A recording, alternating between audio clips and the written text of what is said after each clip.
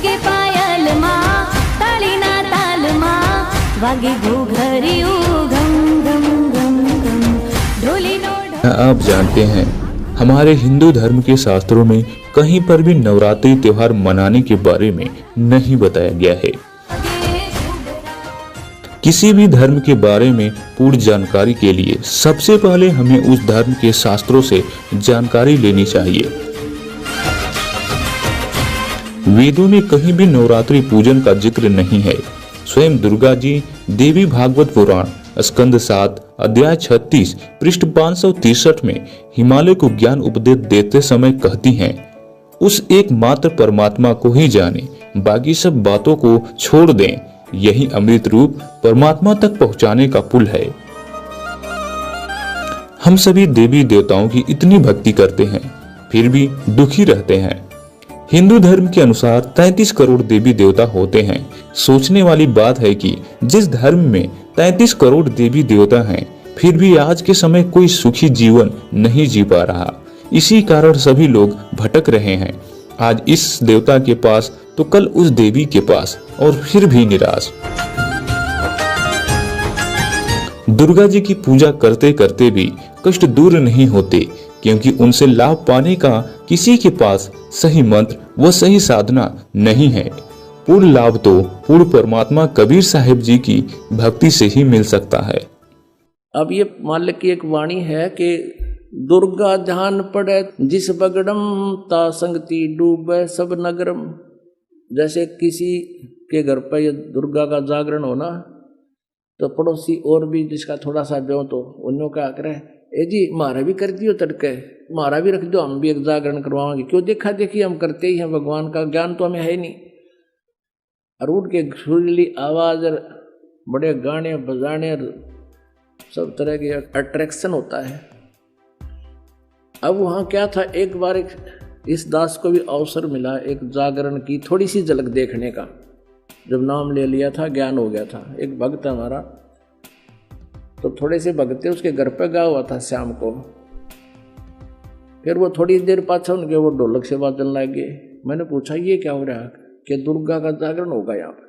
हम दोनों चल पड़े, पैदल आ रहे थे, तो देखा उसके साथ में टेंट ला रखे घर के आंगन में, और वहां दुर्गा का वो जागरण शुरू हो रहा।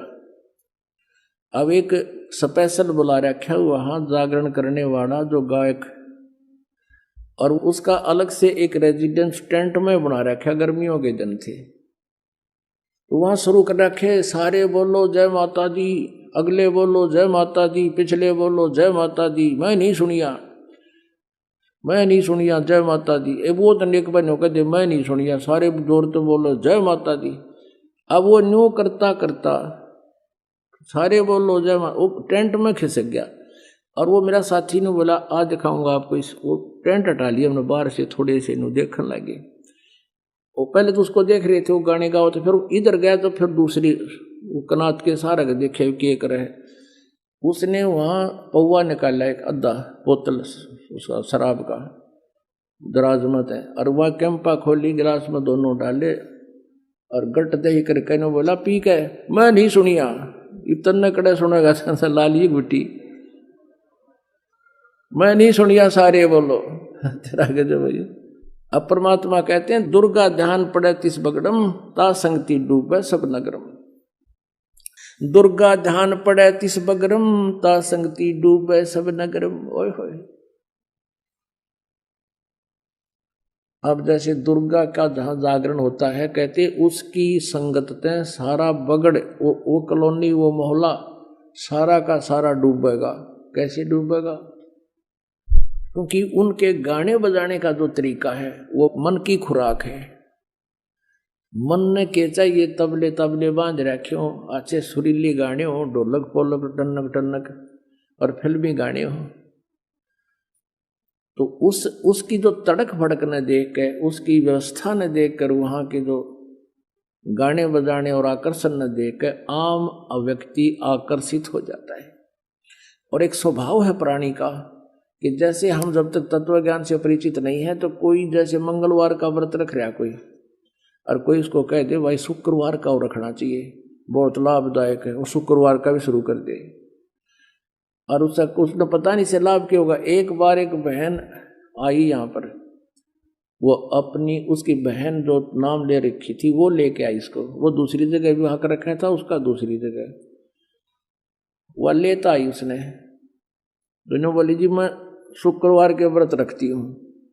वो लाई किस लिए थी उसकी बहन कि उसका पति शराब पिया करता, शराब पीकर उसने घना दुखी रखा करता, पीटा करता, घर से बाहर निकाल देता, शराब के नजर शराब कुंडी ला के भीतर सो जाता, वह घड़ी में खड़ी रहती सारी रात सर्दियों में, इतना दुखी कर रहा। और वो लाई थी नो कि तू नाम ले ले, भगवान तेरी सुन लेगा, वो शायद शराब भी छोड़ देगा। तो उससे वो कहने, मैंने उनको बताया, जैसे बताते थे भाई ये व्रत नहीं करना, ये नहीं करना, वो कहने लगे जी मैं शुक्रवार का व्रत रखती हूँ और वो तो मैं पूरे करूंगी, 16 करने होते हैं। और उसकी कहानी उसने पहले बता दी। उसकी बहन ने, इसका पति दारू पीवा रोज पीटे, घर ना शाम ना आके। मैंने उससे कहा बेटी एक बात बता, करवा चौथ के व्रत इसकी कथा क्या है, कैसे क्यों रखते हैं, पता था मुझे। तो वह क्या बता है ना, बोली जी एक बहन का पति विदेश चला गया था किसी अपने रोजगार के लिए। फिर उसके घर याद ना रहा, घने दिन आया को नहीं। फिर उसने माता ने दर्शन दिए, इसने संतोषी माता ने, और वह ने बोली तू मेरे 16 शुक्रवार के व्रत रख ले, तेरा पति आ जाएगा। उसने शुक्रवार के व्रत रखने शुरू किए। 16वें शुक्रवार का जो व्रत था उस दिन उसका पति घर आ गया, उसने खुशी मनाई। मैं बोला नादान बेटी तू, उसका पति तो जाहिर था क्या बढ़िया होगी, तेरा रोज आवर घर तो दे ही तोड़े, और तो फिर भी व्रत रखे, अकल की जारी तेरी, तू तो इनो शुक्र मनाए, 2 दिन ना हो तो बढ़िया है।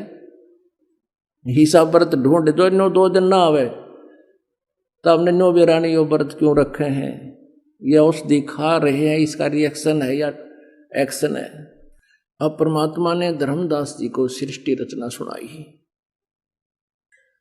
क्या बताया, धर्मदास ये जग बोराना, कोई न जाने पद निर्वाणा, यही कारण मैं कथा पसारा, जग से कहिए एक राम नियारा।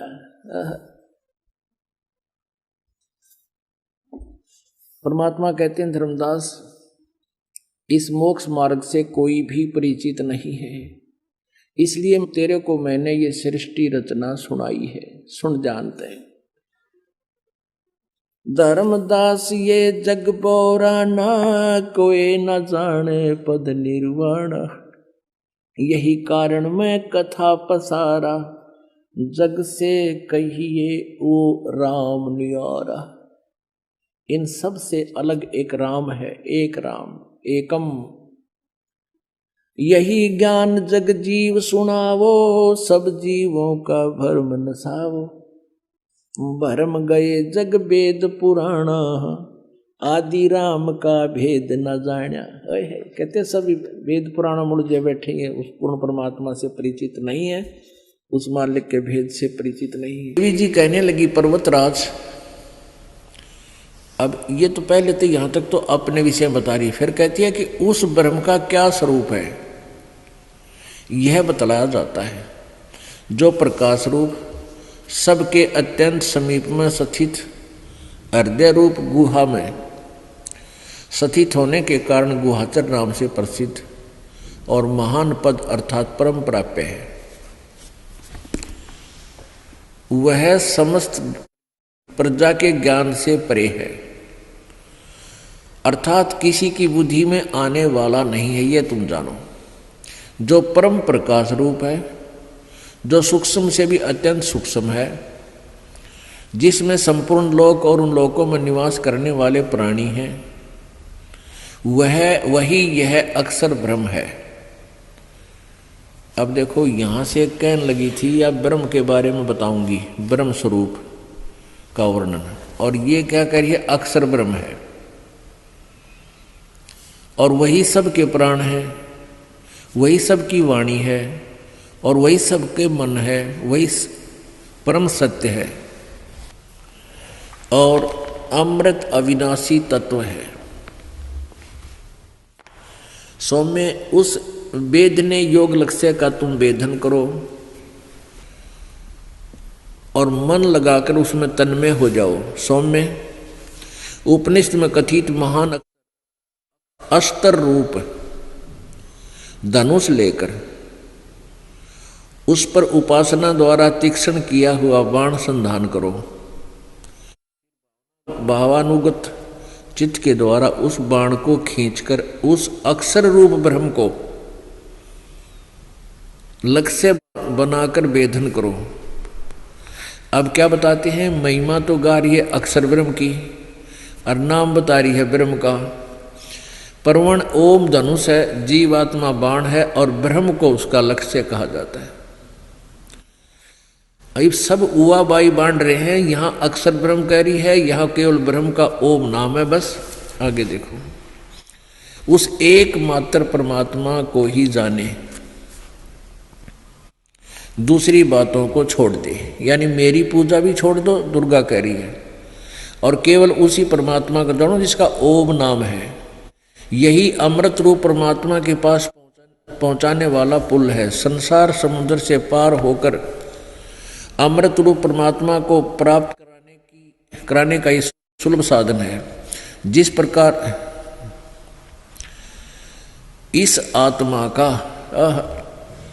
ब्रह्म के जप के साथ ध्यान करो, ओम के, यानी उस आत्मा ब्रह्म का, ब्रह्म के बारे में बता रहे हैं, इस आत्मा का यानी ब्रह्म का ओम के जप के साथ ध्यान करो।